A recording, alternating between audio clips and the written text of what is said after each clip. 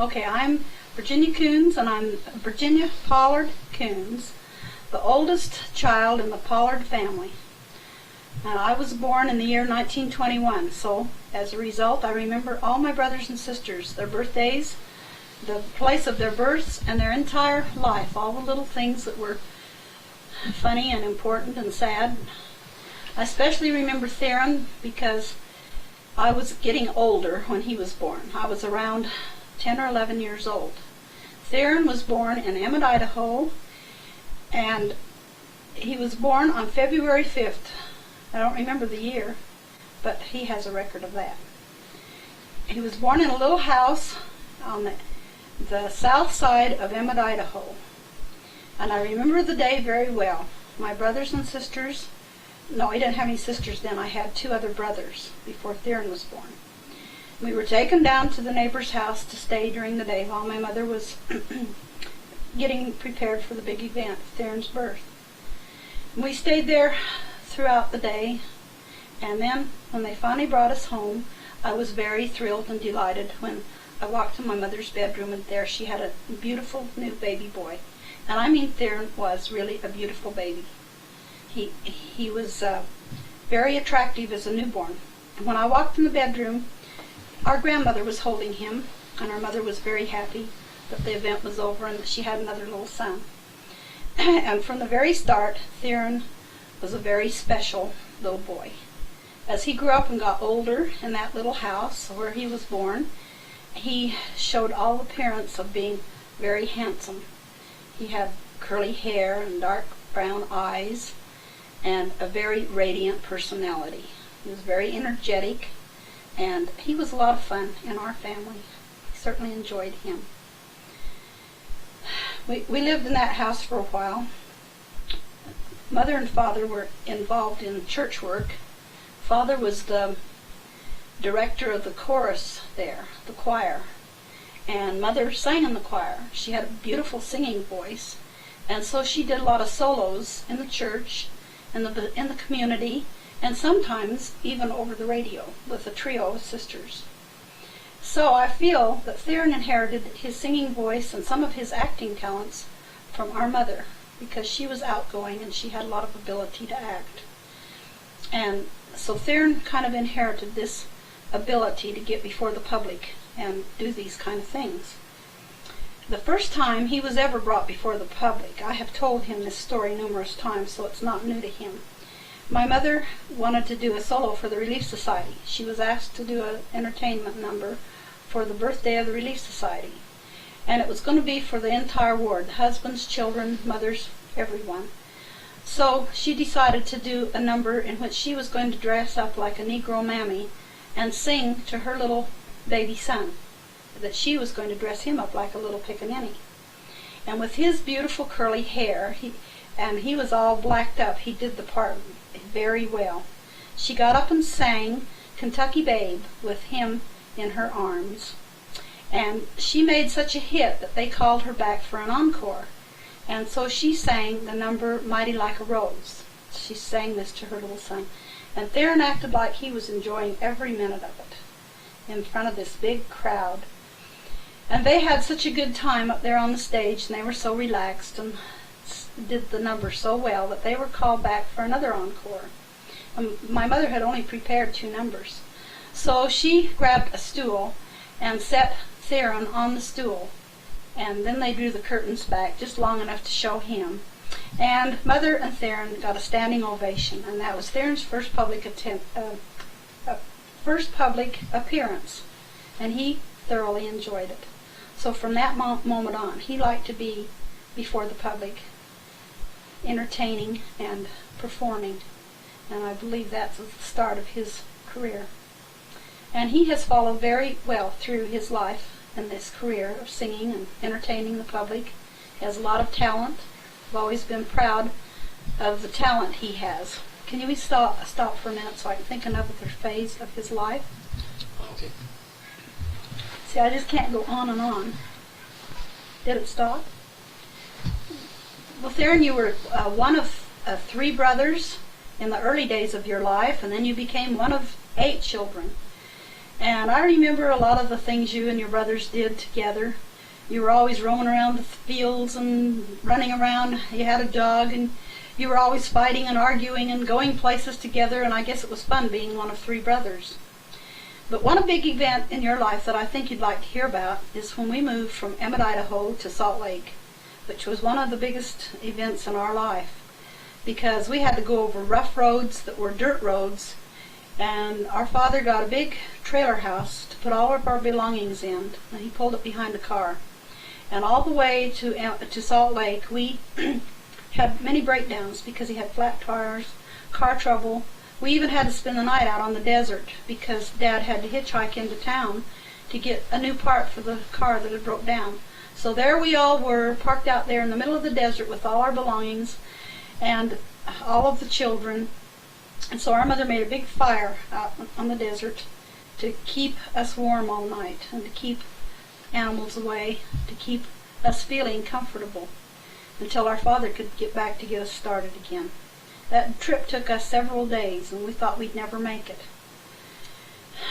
And so it was just almost like a pioneer trip across the plains. But we finally made it to our new home on 4th West in Salt Lake City, Utah, where our dad was going to become a McNess salesman here in Salt Lake. And that's where you spent most of your life, on 4th West in Salt Lake City, Utah. And there you roamed around through the fields with your brothers, and we had a big acreage of ground there, and you played all day long with your brothers out in the fields, riding the pigs, milking the cows, playing all around in the neighborhood there. At that house, that's where you began your school life. You started going to school at the age of 5 or 6, and you were always intelligent in school. I used to be the one that would go down and talk to your teachers to see how I could help you, to see how you were doing and help you make improvements. And I was always proud of the reports I got from your teacher because you were a good student and a good boy, and there was never any complaints about you. One thing, all your life, you were always busy trying to learn how to make money, because that was the way you got your spending money. You'd go out and sell things. And I remember you were always looking for a way to make money. But you always found a way somehow.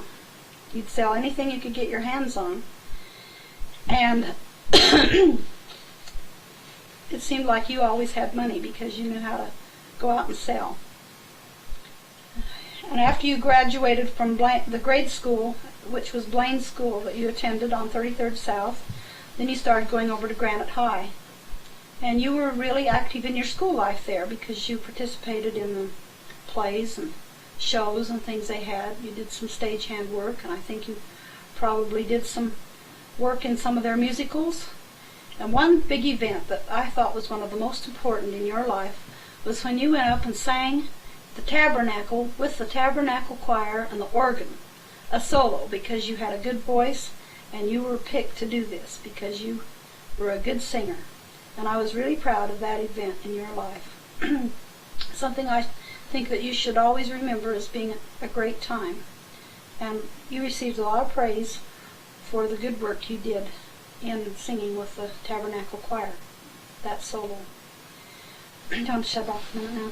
I always admired about you, Theron, was your sense of humor.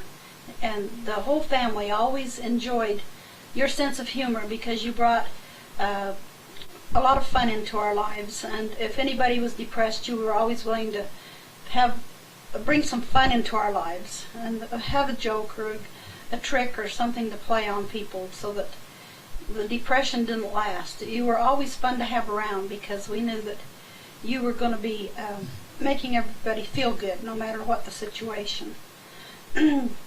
So I've always admired your sense of humor, and it's always been fun to be around you. And I'm sure that the rest of the family has enjoyed that characteristic about you too. One of the most important things that has impressed me about your life is your faith in God and the way you've conducted your life and the way you participated in your church duties as a young man and the way you've developed over the years into a fine man who trusts in God, and your belief in your religion, the way you've conducted your life has been an example to all those all around you. And you've been an example to me. And I also feel really good, the kind of brother you've been to me, because when there's been times when I've been down in my life, especially when my husband was in the service and I was alone with 2 little children, one of them being sick, and I had all this responsibility and worry on my mind, you volunteered to come to my house and babysit with the children so that I could get out for a little relaxation once in a while. And you were always the one that would call up on the phone and ask me how I was doing, and cheer me up, so that I wouldn't be as depressed or down because of my situation. And I want you to know that I thank you and admire you for taking an interest in me at that time when I needed someone. I feel like your life has been an example to others, and that you've made a good life for yourself and all those around you. I have a lot of memories of you that I won't be able to state all of them at this time, but all my memories of you have been good ones. And I do appreciate all the time you've spent with me in your life and the good things you've done for me and with me. I remember when you went in the service and you spent your time down in Arizona. We all missed you, and we were happy to see you back again. I was especially happy when you came home and married Jean. I thought that was a beautiful time in your life, and you made a lovely couple. And that's why I let you come over to my house for a honeymoon, because I thought it was lovely the way you two got married. And turn it off a minute, please. Well, I thought it was really beautiful the way you started your marriage, you and Jean. And I was happy that you did have your first night in our home, because you didn't have a place to go right then. And I think that you and Jean have built a beautiful family life together. You have a bunch of very fine children. I've enjoyed their company. I think they're all good people, and it's really fun to be acquainted with you and your family. I feel like that your family has all been an example to others. They're all strong in character and personality. They're all talented. I think you've done a beautiful job raising your family. And more power to you. I think that others could take a lot of lessons from you and your family. So it's been real fun to watch your life from the day you were born until now. And I'm really proud to be a part of your life. And I'm glad that I could be your big sister and be the one to see your entire life from the beginning till now. And I hope that you have many more years ahead of you. I hope that you will not be so busy in the future, so that you can spend more time with your family and with us and doing some of the things that you enjoy. I would like to say that I really admire the way you've made time to go on trips to Europe and take your family with you. I think this has been real important education for you and your family, and I'm sure you've had some great times on all these trips. I think it's nice the way you were able to go on that trip to the South Pacific and around to New Zealand and take your talent for the world to see. I think it's really broadened you to have all these trips and these fine interests of your talent, your singing, and your ability. I think that the King and I was a very fine milestone in your career. I really admire you that you can do all these wonderful things and still take such good care of your family, your business, your home life, your religion, and I just think you've lived a well-rounded, very fine life. The only advice I can give you is to make more time for the people that love you and not be so busy, because we all miss you when you're too busy for us. That's the only advice I can give you.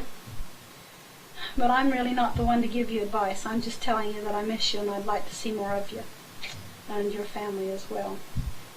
because life's too short to give it all to just work and worry. We've all got to make time for each other. And honestly say that you're one person in my life that has done just about everything you wanted to do. Somehow you've made it possible to accomplish all the things you wanted to do. And I do know that you would like to live to be 100. And so I wish you well. And I'd like to be around to see you become 100, because that would mean I'd be 110. But if I'm not here, I still wish you the opportunity of being 100 years old. And I think it's possible, because our grandfather lived to be 97. And if he'd have just held out 2 or 3 more years, why, he'd have been 100.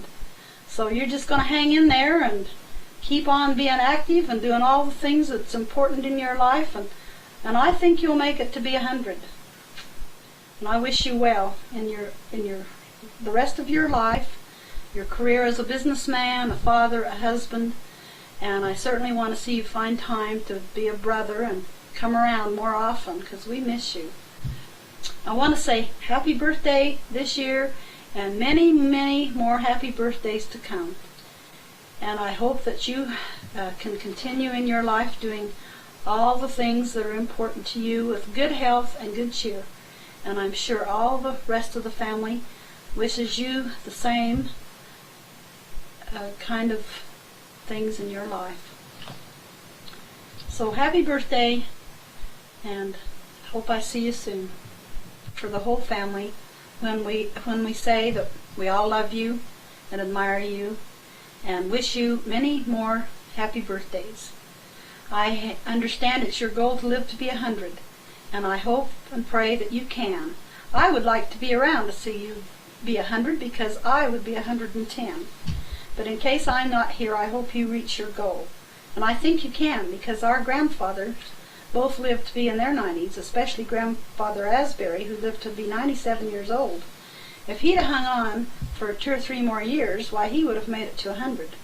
So you just keep up your good work, all your ambition, and the things you're doing in your life, and keep going till you're 100. You'll make it. So I want to wish you happy birthday and many more. And I'm sure that the rest of the family all wishes you the same. One person in your life that remembers your entire life from the day you were born, I can honestly say I'm very proud of the accomplishments that you and your family have made in their life. And I want to say that I do love you very much.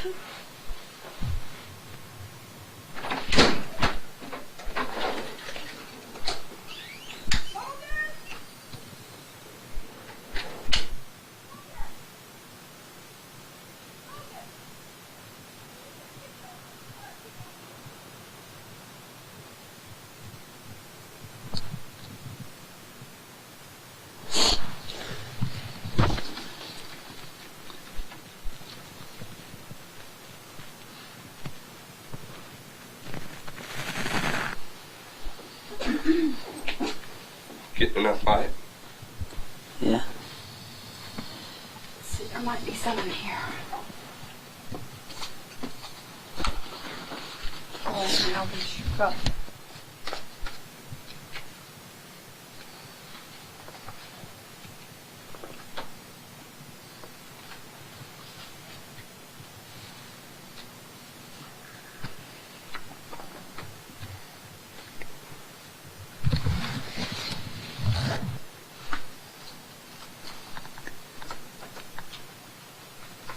Careful that you don't tear them, Kenny.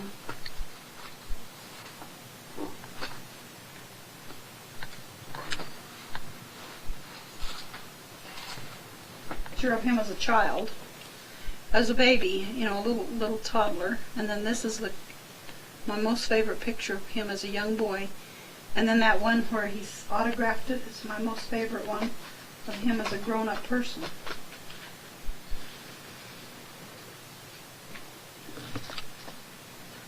Have you got a picture of them on their wedding day?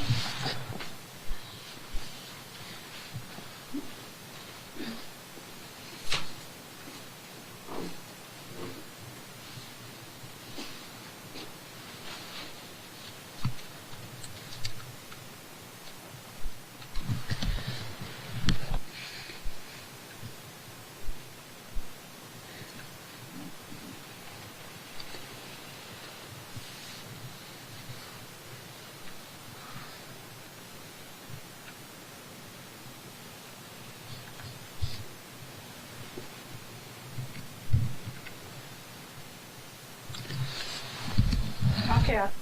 Okay, if you want to talk. You can tell, Theron, that that is the wedding picture of his mother and father. And I'd have to look in the genealogy book to see the wedding date. But it was June the 4th. I don't remember the year.